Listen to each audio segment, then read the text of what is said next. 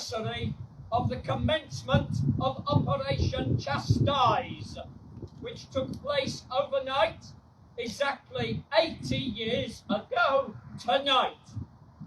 The following day, the Air Ministry issued this communique. In the early hours of this morning, a force of Lancaster Bomber Command, led by Wing Commander G.P. Gibson, DSO DFC, attacked with mines the dams of the Myrna and Sorpa reservoirs. These control 2/3 of the water storage capacity of the Ruhr Basin. Reconnaissance later established that the Myrna Dam had been breached over a length of 100 yards and that the power station below had been swept away by the resulting floods. The Eder Dam, which controls the headwaters of the Weser and Fulda valleys and operates several power stations, was also attacked and reported as breached. Photographs show the river below the dam in full flood.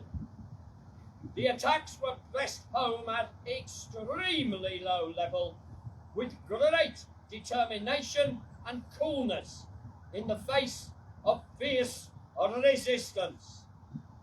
8 of the Lancasters are missing. God save the King. Chairman, distinguished guests, ladies and gentlemen, pray silence and give your attention to the chairman of the Bromsgrove Society, Miss Jo Slade. Thank you, Town Crier Kevin.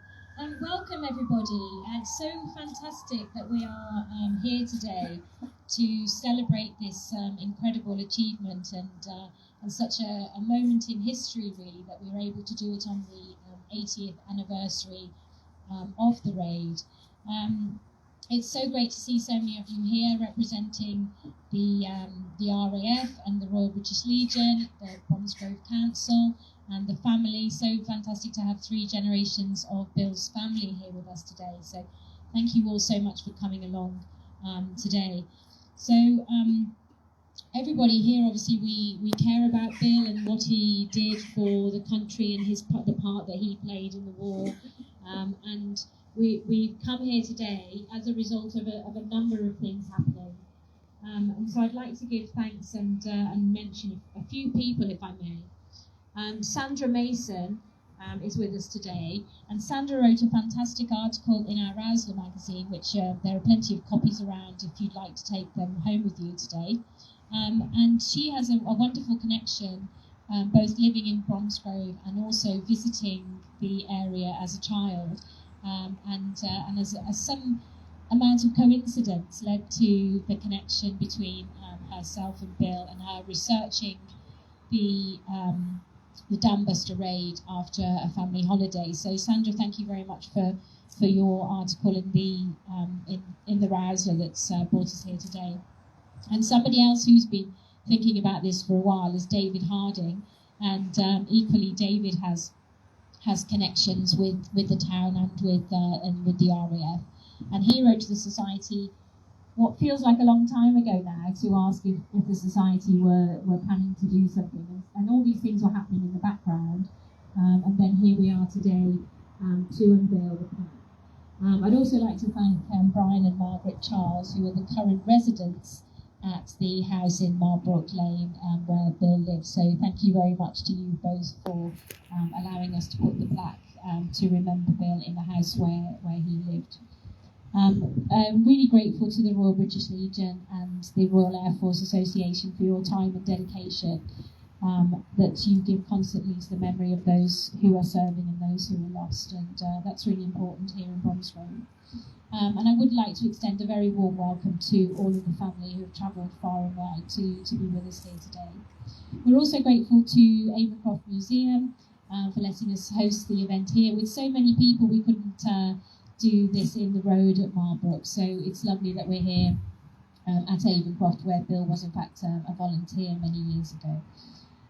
Also, quick thank you to the team at the Bromsgrove Society, Chris and Pat and Mike, who have helped to bring all of this together. I'd like to welcome Mike up here. He's going to talk to us a little bit about the history and give us a bit more of an insight. So thank you again for all being here. Much appreciated. Chairman, if I may, standard bearers, order standards.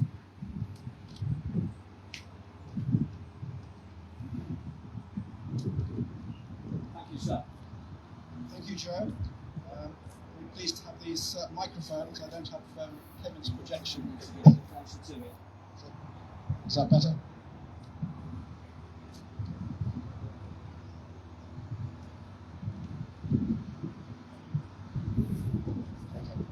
Better. So I'd like to echo Joe's thanks to all of you for coming today, and particularly to people that I've been most closely involved with over the last 6 months on this project. So Sandra, who's standing at the back there, whose article helped stimulate our activity towards this, and Brian and Margaret, with the householders at Marlbrook Lane. So I'm no expert on the Dambusters by any means, but with the help of Sandra's article and the work of Charles Foster, who's the foremost historian of the Dambuster raids, I've put together a short account of Bill's life and achievements, which I'd like to share with you to provide some context for what we are commemorating today. William Flt Townsend was born on the 12th of January 1921 in Gloucestershire, the son of William and Kathleen. He went to Monmouth School, and shortly after the war he joined the army and then managed to transfer into the RAF in May 1941. He was selected for pilot training, qualified as a pilot early in 1942, and in June of that year was posted to 49 Squadron. He undertook 2 gardening operations during September 1942, and his first bombing trip was to Wismar on the 1st of October. By the end of March 1943, Bill had completed 26 operations and been recommended for the Distinguished Flying Medal, the DFM. His regular crew included 5 of the men who would fly with him on the Dams raid. Flight engineer Dennis Powell, navigator Lance Howard, bomb aimer Charles Franklin, and air gunners Doug Webb and Ray Wilkinson. The other crew members on the raid were Cyril Anderson and George Chalmers, the wireless operator. Training went ahead throughout April and early May, but dummy upkeep weapons, which was the code name for the bouncing bomb, were in short supply, so Bill never actually dropped one before the raid. Instead, he flew as second pilot with Les Munro on one test flight at Reculver. Munro flew so low that when the weapon was dropped, the resultant splash damaged the rear turret.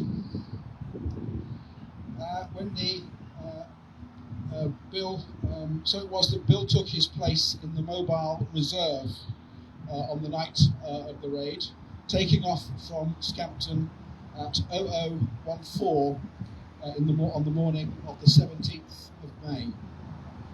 He was the pilot of Lancaster ED 886G, which had the call sign AJ O for Orange. He had some difficulty getting the heavily laden aircraft into the air, just crawling over the boundary hedge. As they approached the Dutch coast, they saw anti-aircraft fire, flak as it was called, far ahead, and on their port side, another aircraft piloted by Lewis Burpee was downed. Turning correctly at the tip of Schuwen, the Dutch peninsula, they crossed the Dutch coast at 0131. At 01:45, they received another warning about flak at Dulman, and almost immediately were caught in a searchlight. According to Lance Howard's account, Bill threw that heavily laden Lancaster around like a tiger moth, and we flew out of it. Several more incidents followed in the next few minutes, and at one point they flew along a fire break in a forest below the level of the trees. With all this activity, it is perhaps not surprising that AJO did not receive radio messages from Group HQ about the breaching of the Myrna and the Ada dams. However, a message was acknowledged at 02:26. This ordered Bill's aircraft to proceed to the Inniper Dam, and he was the only aircraft to do so. At the same time, other aircraft were ordered to attack the Lister and Dimmel dams. When AJO reached the Inniper, the crew found the target obscured by mist. Almost when they started spinning their upkeep mine, it made the aircraft judder alarmingly. However, after 3 attempts, they managed to drop it at 03:37. Although it bounced twice, it exploded short of the dam, which remained intact. Bill hung around for a while, waiting to see if other aircraft would arrive, but then set off for home. On the way, they passed over the Myrna and saw for themselves the extent of the devastation already wreaked, and theirs was the first, saw some of the first confirmation of the destruction that had been achieved. With dawn breaking, AJO had an eventful journey back to base. As they approached Texel on the Dutch coast, they encountered anti-aircraft fire, and deliberately the Germans were deliberately bouncing shells off the water, a tactic which Lance Howard later described as hardly cricket. Bill and George Chambers later both recalled seeing the shells actually bouncing over them in the cockpit. Bill turned to starboard and flew back towards Germany before turning to port once more and finding a new track through the danger. On the way back across the North Sea, an oil gauge showed that one engine was faulty and it was shut down. They finally landed back at Scampton at 06:15 and were the last crew to return from Operation Chastise. They were met on the hard standing by a group of Bomber Commander's most senior officers, including the officer in charge, Bomber Harris, whom the exhausted Townsend failed to recognise and push past. It was, however, as front gunner Doug Webb later recalled, a piece of superb flying which had brought them home. For his bravery on the raid, Bill Townsend was awarded the Conspicuous Gallantry Medal, CGM, and his several of his crew were also promoted to flight lieutenant. Several of his crew were also rewarded, and there's a picture on the boards there of them receiving those honours on the 22nd of June 1943 at Buckingham Palace. And they became the second most decorated crew after that of Guy Gibson. He flew 5 more operations in 617 Squadron before being posted to India as an instructor. He remained in the RAF until 1946. Bill married his sweetheart Eileen in 1947, and they had 3 children. He also took postgraduate studied later at Lincoln College, Oxford, and went into business. At one point they owned a pub in Oxford, and later worked as a civil servant, including a spell here in the Department of Employment in Bromsgrove. Bill passed away on the 9th of April 1991, and his funeral was held at Holy Trinity, Lickey, and then cremated at Redditch Crematorium. I think we reflect onto the dates there. He was 22 at the time of the Dambuster raids, and imagine what we were doing at 22. And I think it's a wonderful, wonderful life and a wonderful achievements to commemorate. Thank you very much.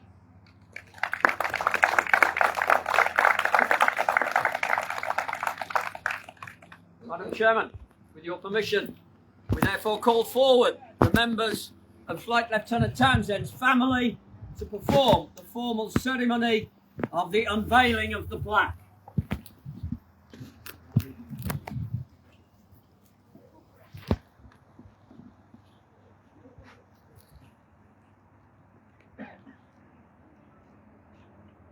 Good morning, everyone. Before my two sisters, Sally and Joanne, unveil the plaque, I'm Mike Townsend, Bill's son, and I know it's cold, so I'll be brief, but I do need to just thank everybody for what's happened today. I had some notes, because I'm very up to date. I had notes on my mobile, and I've had to scrub them all as you two have gone along, so thanks ever so much. But, no, really, a sincere thank you to everybody involved in today. It makes us very proud. 5 years ago today, in Chepstow, which was the house where my father lived as a young child, schoolboy, they had an unveiling of a blue plaque on that house, and that was the 75th anniversary of the Dams raid. And so here we are 5 years later on the 80th anniversary. The only thing that worries me looking around, with due respect to us all, the average age here is probably higher than we all wish it was. And I just worry, I'm sure we all do, about the future and whether this incredible bravery, not just my father, but the hundreds of thousands of other people, I just hope it's never forgotten. I do wonder if they came back today what they'd make of the world that they fought so hard for. But never mind. He did spend more than half of his life in Marlbrook Lane, because they moved up here in 1959 and were there until he died in 1991, so that's 42 years out of his 70 were spent in Marlbrook Lane. Just as a side bit of interest, Barnes Wallis, who invented the bouncing bomb, was so distraught at the loss of life on both sides that he established a scholarship to a boarding school down in Sussex, Christ Hospital, and said that any sons of the Dambuster squadron, would be able to take advantage of this scholarship. I don't think my sisters have ever quite got over this, and it meant that I didn't actually spend much time in Bromsgrove. I was dispatched down there. But that's another story. He did also work, I think Joe mentioned this, as a volunteer at the windmill. And just to give you a taste of the sort of guy he was, you'd have loved him. He used to, when showing people around the windmill, I don't know if he's gone now, so I can tell you. He used to make up stories that it was haunted. And he'd come back and would say, well, is it really? He said, no, I wouldn't have thought so, but it does make the business more interesting. But that's the sort of guy he was. He was a great bloke, you'd have loved him. And thanks ever so much for honouring his memory today. So my sisters have had training in this, so they're going to Standard bearers carry standards.